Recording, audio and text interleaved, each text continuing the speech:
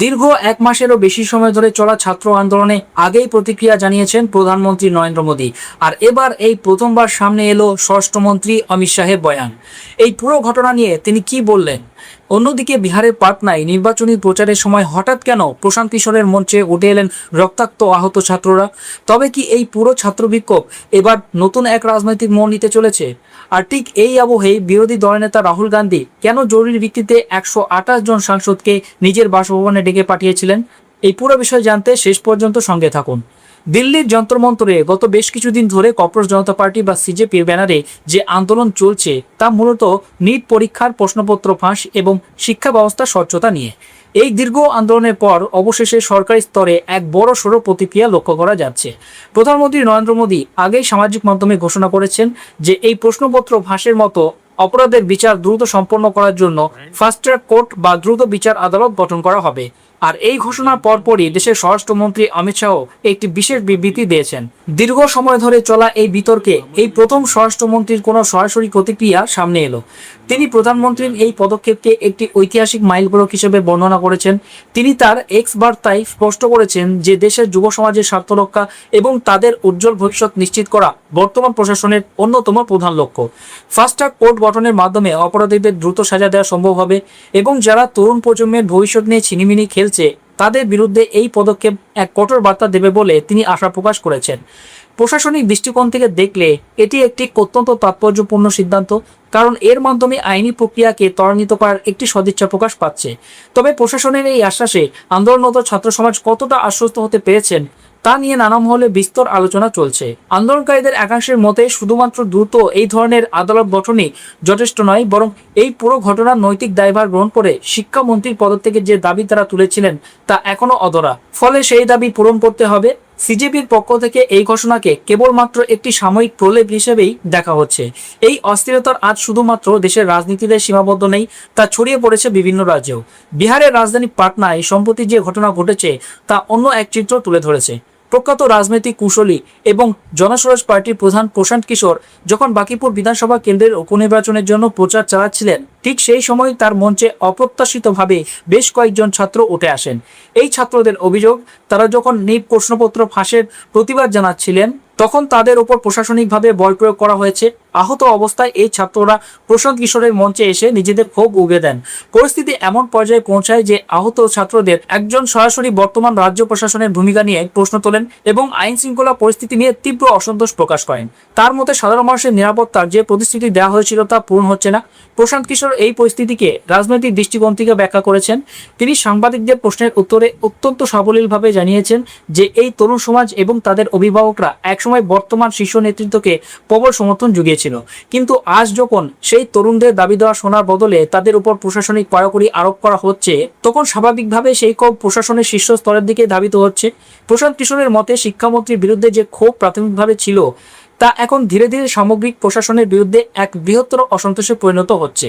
তিনি মনে করেন যে এর প্রভাব আগামী দিনে বিভিন্ন নির্বাচনে, তা সে বাঁকিপুর উপনির্বাচন হোক বা বেঙ্গালুরু, কেরালা কিংবা গুজরাটের মতো রাজ্যের নির্বাচন হোক, সর্বত্রই তা দৃশ্যমান হতে পারে।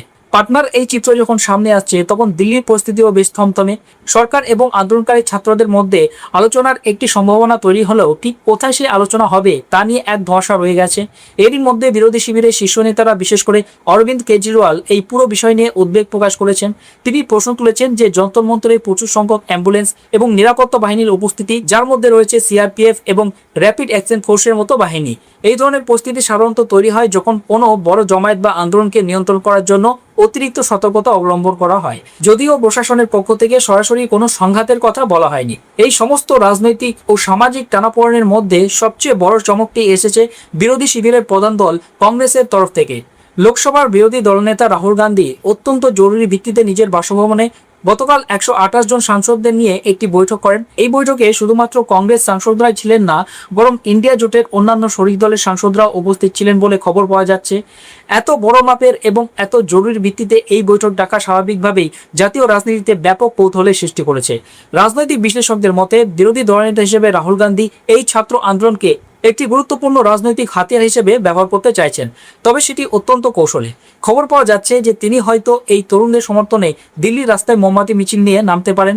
রাহুল গান্ধী এর আগেও বলেছেন যে সরকার যখন সংসদে বিরোধীদের কথা শুনতে নারাজ এবং দেশের যুব সমাজ যখন রাস্তায় নেমে আন্দোলন করছে, তখন বাড়িতে বসে থাকা কোনো দায়িত্বশীল নেতা কাজ হতে পারে না।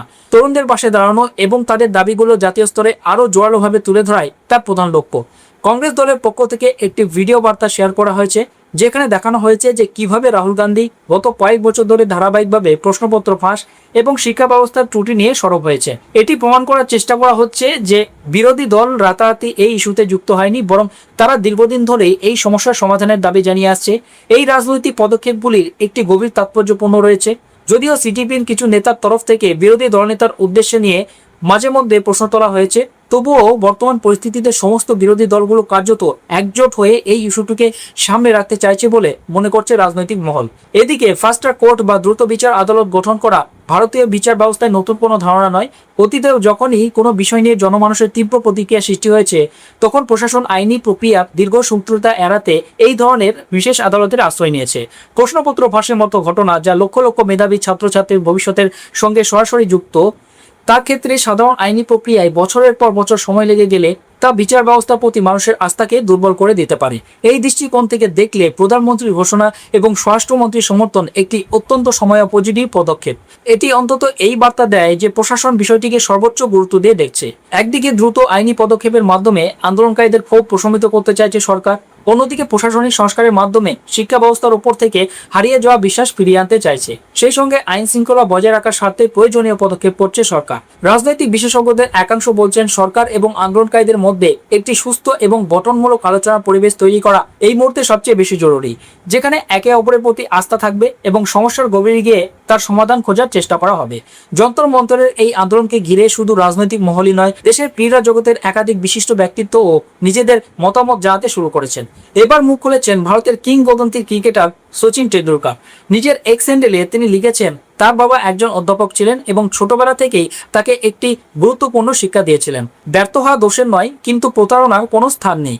কখনো শর্টকাটের পথ বেছে নেওয়া উচিত নয়। সচিন আরও বলেন, সমাজ হিসেবে এমন একটি সংস্কৃতি গড়ে তোলা জরুরি যেখানে কঠোর পরিশ্রমের মূল্যায়ন হবে এবং যোগ্যতার যথাযথ স্বীকৃতি মিলবে। তার মধ্যে যখন পরিশ্রমী শিক্ষার্থীরা তাদের প্রাপ্য ফল না পেয়ে হতাশ হয়, তখন সেই হতাশা স্বাভাবিক। তাই এমন পরিবেশ তৈরি করা দরকার যাতে ভবিষ্যতে কোনো ছাত্রছাত্রীকে আর এই ধরনের পরিস্থিতির মুখোমুখি হতে না হয়। তিনি আরও উল্লেখ করেন, দেশের তরুণরাই ভারতের ভবিষ্যৎ এবং তাদের স্বপ্নকে সুরক্ষিত রাখা সমাজের প্রতিটি স্তরের মানুষের যৌথ দায়িত্ব। অভিভাবক, শিক্ষক, শিক্ষা প্রতিষ্ঠান, প্রশাসন এবং সমাজ সকলের সম্মিলিত প্রচেষ্টাতেই এমন একটি ব্যবস্থা গড়ে তোলা সম্ভব, যেখানে সততা, যোগ্যতা এবং কঠোর পরিশ্রমই হবে সাফল্যের একমাত্র ভিত্তি। শুধু সচিন টেন্ডুলকারই নন, একইভাবে ভারতের প্রাক্তন টেনিস তারকা সানিয়া মির্জাও বলেছেন, শিক্ষার্থীদের কণ্ঠস্বর শোনা, শিক্ষা ব্যবস্থা প্রয়োজনীয় সংস্কার করা এবং অহিংস পরিবেশ বজায় রাখা অত্যন্ত গুরুত্বপূর্ণ। তার বক্তব্য, দেশের যুব সমাজের ভবিষ্যৎ সুরক্ষিত রাখার দায়িত্ব আমাদের সবার। এই প্রতিক্রিয়াগুলি দেখাচ্ছে যে বিষয়টি এখন আর শুধুমাত্র রাজনৈতিক বিতর্কের মধ্যে সীমাবদ্ধ নেই। শিক্ষা ব্যবস্থা, পরীক্ষা স্বচ্ছতা এবং দেশের তরুণদের ভবিষ্যৎ নিয়ে বৃহত্তর সামাজিক আলোচনাও ক্রমশ জোরালো হচ্ছে। অন্যদিকে প্রশাসনের কাছেও এটি একটি গুরুত্বপূর্ণ পরীক্ষা। স্বরাষ্ট্রমন্ত্রী এই বিষয়ে প্রকাশ্যে বক্তব্য রাখার পর স্পষ্ট হয়েছে যে বিষয়টি নিয়ে সরকারের সর্বোচ্চ স্তরেও গুরুত্বের সঙ্গে বিবেচিত হচ্ছে। দীর্ঘদিন ধরে আলোচনায় থাকা একটি ইস্যুতে যখন শীর্ষ নেতৃত্ব প্রতিক্রিয়া জানায়, তখন সাধারণ মানুষের মধ্যেও প্রত্যাশা তৈরি হয় যে ঘোষিত পদক্ষেপগুলির বাস্তবায়ন দ্রুত দেখা যাবে। ফাস্ট ট্র্যাক কোর্ট গঠনের ঘোষণা সেই প্রক্রিয়ার একটি অংশ। পাশাপাশি তদন্ত, দোষীদের বিরুদ্ধে আইনি ব্যবস্থা এবং বিচার ব্যবস্থার অগ্রগতি, এইসব বিষয়েও আগামী দিনে জনসাধারণের নজরে থাকবে, কারণ নাগরিকদের একটি বড় অংশ চাইছেন ঘোষণার পাশাপাশি বাস্তব পদক্ষেপও দৃশ্যমান হোক। আগামী দিনে এই আন্দোলন কোন দিকে মোড় নেবে, সরকারের ঘোষিত পদক্ষেপ দ্রুত বাস্তবায়িত হবে কিনা, আন্দোলনকারীদের দাবির কি পরিণতি হবে এবং এই পুরো ঘটনার রাজনৈতিক ও প্রশাসনিক প্রভাব ঠিক কতটা সুদূরপ্রসারী হবে, সেদিকে এখন নজর থাকবে গোটা দেশে। তাই মতাদর্শ বা রাজনৈতিক অবস্থান যাই হোক না কেন, সবচেয়ে গুরুত্বপূর্ণ হওয়া উচিত একটি স্বচ্ছ, নিরপেক্ষ এবং বিশ্বাসযোগ্য পরীক্ষা ব্যবস্থা নিশ্চিত করা, যাতে আগামী দিনে কোনো পরীক্ষার্থীকে একই ধরনের অনিশ্চয়তা বা বিতর্কের মুখোমুখি হতে না হয়। এই পুরো বিষয় নিয়ে আপনার মতামত কি, কমেন্ট বক্সে অবশ্যই জানান।